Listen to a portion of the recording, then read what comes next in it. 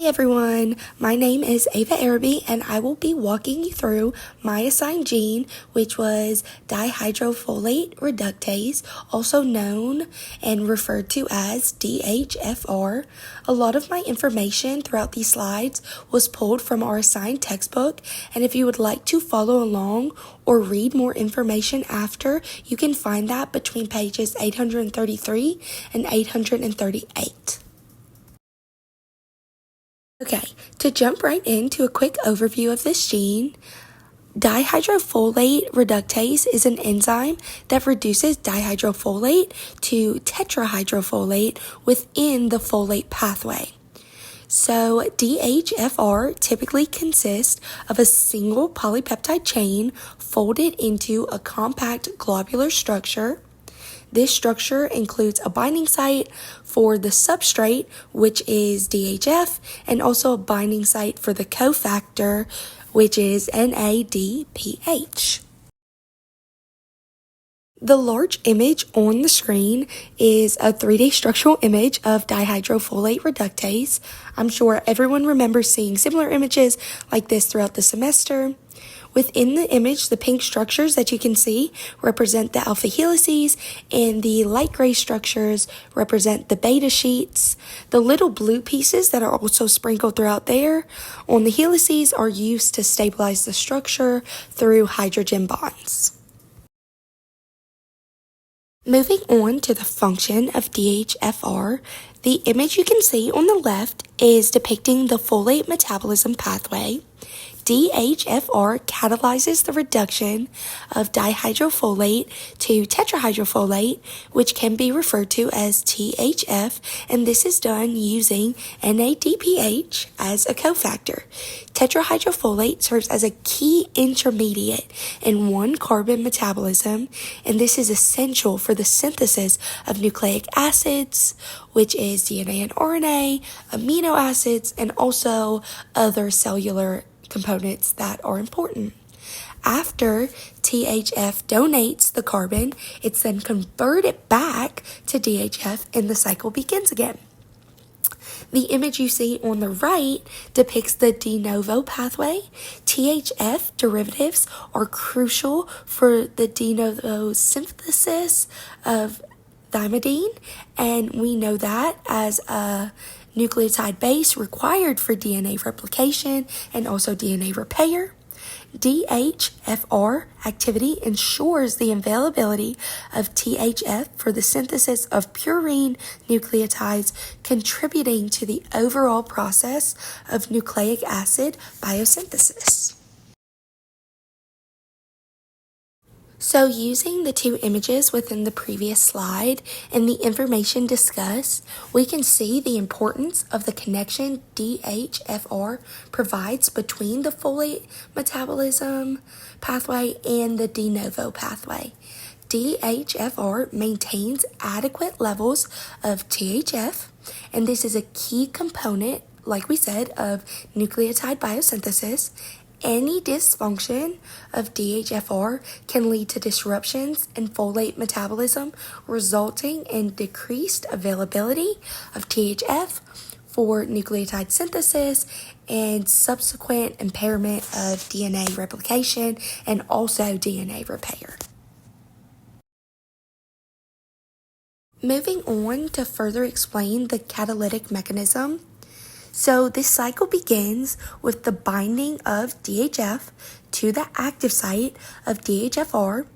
The active site contains specific amino acid residues that facilitate this binding. So NADPH, the cofactor, binds to DHFR, providing a hydride ion for the reduction process.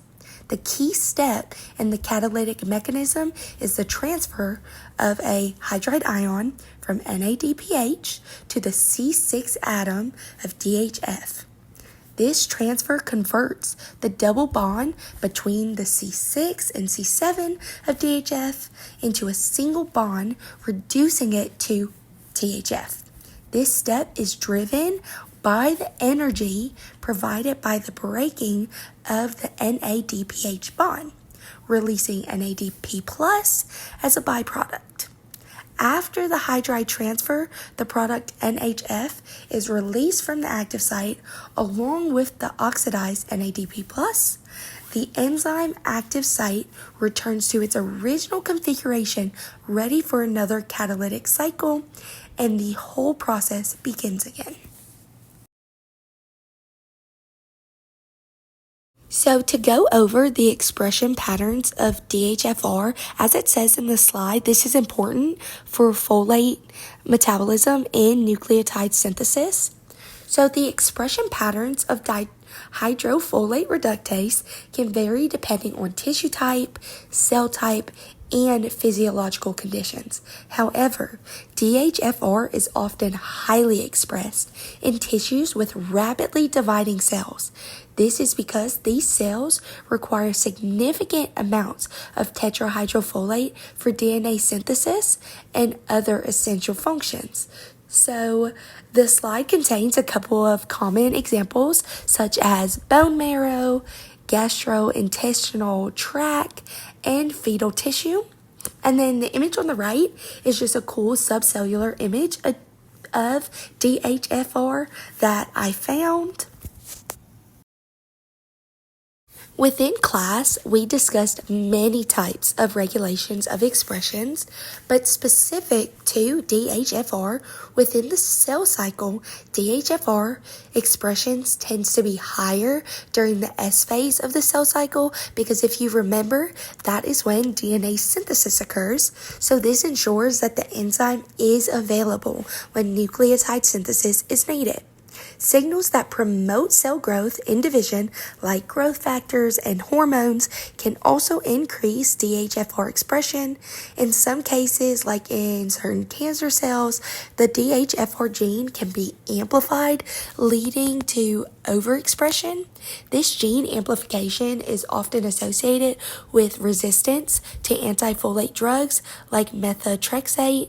The availability of folate derivatives can also impact DHFR expression. Cells may adjust DHFR levels based on folate availability to maintain homeostasis in folate metabolism. Throughout organisms, there are some slight differences in DHFR.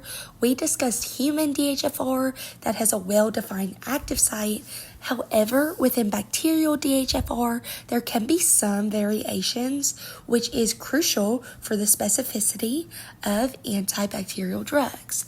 Another difference to note is within yeast DHFR, just because it is a simpler genome and can be manipulated easier, so it is often used in studies and laboratories. So to further discuss methotrexate, which I mentioned on another slide, it is a key inhibitor used in chemotherapy. It binds to the active site of dihydrofolate reductase and prevents its function. This competitive inhibition blocks the enzyme's catalytic activity, stopping the conversion of DHF to tetrahydrofolate. By blocking the active site, methotrexate prevents the hydride transfer from NADPH to DHF, disrupting the folate pathway. This inhibition impairs nucleotide synthesis, reducing DNA and RNA production. Methotrexate plays a huge role in chemotherapy, since rapidly dividing cells, such as those in tumors, require high rates of DNA synthesis. Inhibiting DHFR has a significant impact on their growth and proliferation, which makes it effective for treatment against many different types of cancer. I also thought it was important to quickly touch upon trimethoprim. Trimethoprim is known for binding to the active site of bacterial DHFR, which will prevent the reduction of DHF to THF. This inhibition disrupts bacterial nucleotide synthesis, impairing DNA replication and cell division, ultimately leading to bacterial cell death. So after the presentation, the two questions I have prepared for you, going off of the fact that dihydrate folate reductase binds to various ligands as part of its enzymatic function. The first question is, describe the primary ligand that DHFR interacts with during its catalytic process and explain how this interaction is critical for the enzyme's role in the folate metabolic pathway. And then also the second question is, how would inhibiting the activity of dihydrofolate reductase affect the folate metabolic pathway and subsequent process in the cell? That is all I have for y'all today, and thank y'all for listening.